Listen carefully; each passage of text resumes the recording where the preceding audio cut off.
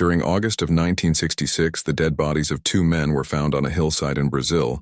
Much of what was discovered at the scene would leave authorities baffled, and has never been fully understood. What we are left with is a 50-year-old mystery known as the lead masks of Vintém Hill.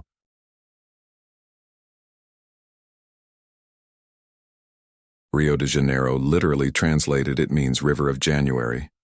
Except there is no such water source when Portuguese explorer Gaspar de Lemos landed on the shores of Brazil. In January of 1501, he mistook the huge natural harbor to be the mouth of an almighty river and named it after the month in which it was discovered. He did not come to realize his mistake until much later, and yet the name stuck. Today, Rio de Janeiro is one of the most prominent states in the entire country, and its very name evokes images of a lush tropical paradise home to stunning beaches, vibrant blue seas, and of course beautiful people. Despite being one of the smallest of the 27 federative units of Brazil, it has the second largest economy, third largest population, and is home to no fewer than 20 cities, the most notable of which is of course the state's namesake. But just off, to the east of that sprawling metropolis, lies Niterói, a thriving municipality in its own right. During the 60s, Niterói was barely recognizable compared to how it appears today.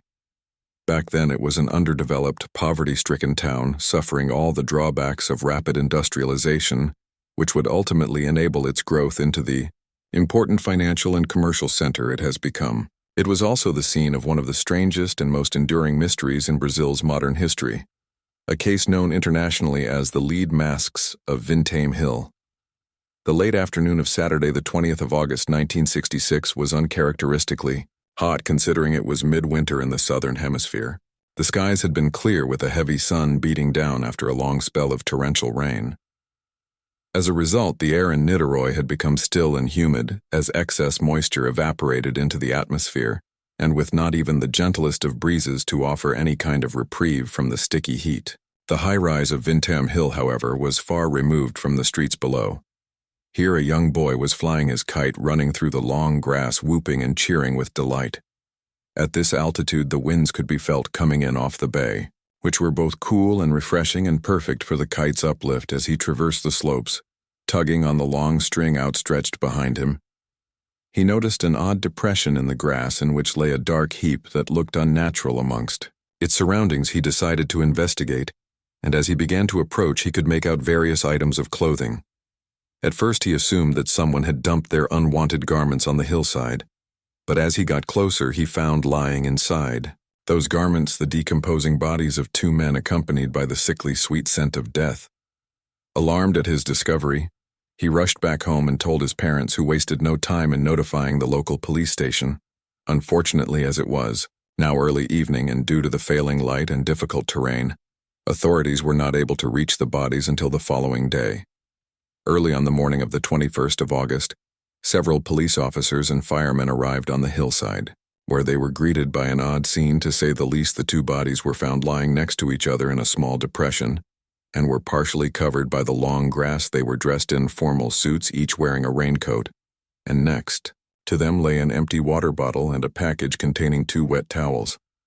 However, the strangest thing about them, and the very attribute that gave this case its name, was that both men were wearing small lead masks over their eyes, which appeared to have been crudely cut from sheet metal in the pockets of the men's raincoats. Police also found a number of receipts and a notebook, which contained what was believed to be a list of alphanumerical codes and a set of instructions. These instructions read: 1630, be at the specified location. 1830, ingest capsules after the effect. Protect metals, await signal mask. Suffice to say, authorities were mystified by these findings, but were soon able to identify the bodies as those of Manuel Pereira de Cruz and Miguel José Viana, 2 electrical technicians from Campostres Gerda Cases, a small town 170 miles northeast of the city of Rio de Janeiro. There were no signs of violence or of a struggle, and the men carried very little on them in the way of money or valuables. Shortly after they were discovered, the bodies were sent to the local coroner's office for autopsy. But due to the fact that the coroner was busy with other cases at the time, they were not examined until a number of weeks later. By that stage, however, their internal organs decomposed to the point where it was impossible to determine how exactly the two men had died. Authorities instead concentrated their efforts on trying to understand the movements and intentions of the crews in Vienna, and they hoped that this would shed some light on how and why they had lost their lives. Police spoke to a number of witnesses in Niederöy who claimed to have seen the two men in the days leading up to their deaths, and from these accounts they were able to piece together a timeline of events. It is believed that de Cruz and Vienna traveled by bus from Campos to Niederöy on the 17th of August, carrying enough cash to purchase a used car. This information was ascertained from their business account, which showed a single withdrawal of a large sum of money. What they intended to do with this money is anyone's guess, but it is widely assumed that they were interested in purchasing electronic parts for their business. Following this, they arrived in Niederöy at 2:30 p.m. that afternoon, and the receipts found on their bodies indicated that they had purchased their raincoats from a local shop soon after they walked to a bar further up the street where one of them ordered a bottle of water. The waitress there stated that both men seemed agitated, particularly Vienna, whom she noticed glancing nervously around the establishment, checking his watch every few minutes. The last time they were seen alive, they were riding in the back of a jeep driven by two other men heading to an unknown location, although authorities speculated that their intended destination would have been the foot of Vintém Hill. What happened from that point onward is a complete and utter mystery, and for the last 50 years or so that has remained the case, but the questions surrounding their deaths are still as prevalent today as they were all those years ago. Why had they traveled to Niederöy? Who were they supposed to meet? Why had they donned those lead masks, and to what did those codes and instructions in the notebook pertain as with any bizarre or unexplained death? There inevitably comes with it a torrent of speculation, especially from those within the Fortean community, and it was no different with this case. Brazil is a hotbed for strange events, some of which we have already addressed in other episodes and others which we intend to cover in the near future. So it comes as no surprise that a supernatural angle has been applied to this story. The theory goes that the crews in Vienna were not your average electronic repairmen. They were in fact highly trained technicians who had used their expertise to engineer a means of contacting extraterrestrial beings, and that they had arranged to meet these beings on Vintém Hill.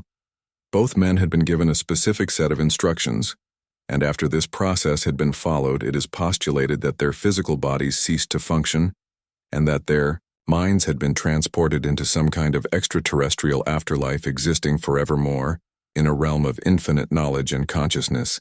And as unbelievable as this sounds, investigators have found other elements of the story which seem to corroborate connections with the supernatural. At least two reputable newspapers reported at the time that a resident had seen a bright orange spheroid-shaped UFO hovering over Vintém Hill on the same evening that the crews and Vienna went up there. Secondly, a close friend of the two men, Elcio Gomez, stated that the three of them were all part of a local group calling themselves spiritual scientists. He said that 2 months prior to their deaths, they had built a device in their backyard, which they had apparently used to contact otherworldly beings, but that it exploded shortly afterwards. With this in mind, our attention is once again drawn to the writings in the notebook. It was stated that there was a list of alphanumerical codes, and some had theorized that these were encrypted messages received via their device, which translated into the given instructions. If we are to look at those instructions again, it doesn't require much of an imagination to see how such an extraordinary theory has been put forth. 1630, be at the specified location. 1830, ingest capsules after the effect. Protect metals, await signal mask. This is exactly how the instructions were written down, and as it stands, the latter half of the sentence does not make a lot of sense. However, if we apply some speculative punctuation, the meaning becomes a little clearer. 1630, be at the specified location. 1830, ingest capsules. After the effect, protect metals, await signal mask.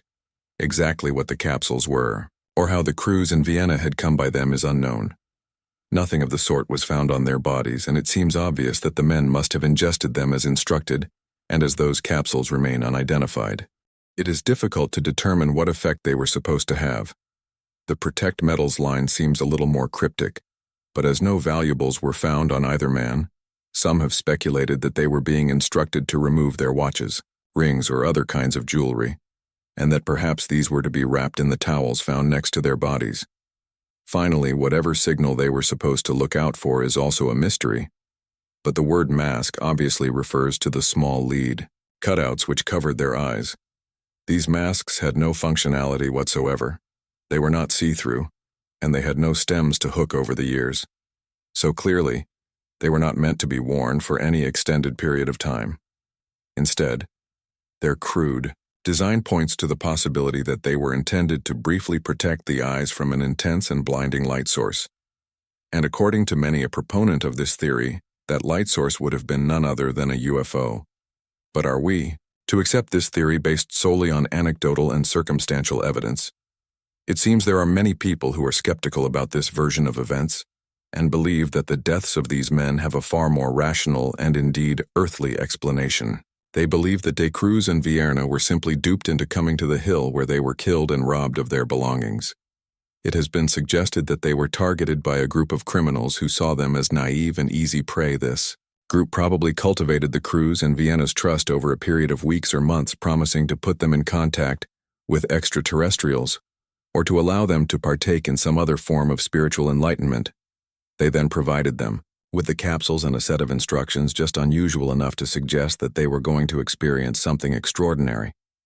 Those capsules were more than likely a form of poison, and once the two men had ingested them and died on the spot, someone from the group arrived to collect their money and valuables.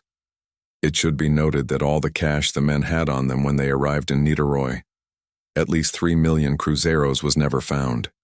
Neither were any of their belongings. And if we add to this the fact that another man also, an electronics technician, was found dead 4 years earlier, on top of a different hill wearing a similar lead mask, then suddenly this theory seems to gain more traction. Again, much of this is pure speculation, and even if the evidence supporting the idea of a robbery is pretty damning, how could two men who are intelligent, technically minded individuals be so naive to fall for such an obvious ploy?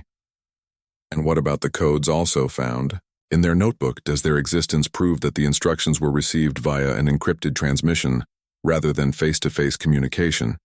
It seems not, as the codes were later identified as part numbers of various electronic components and had no relation to anything else in the investigation. Yet how do we explain the UFO seen above the hill on the night of the men's deaths? We should stress that this was witnessed by only one person.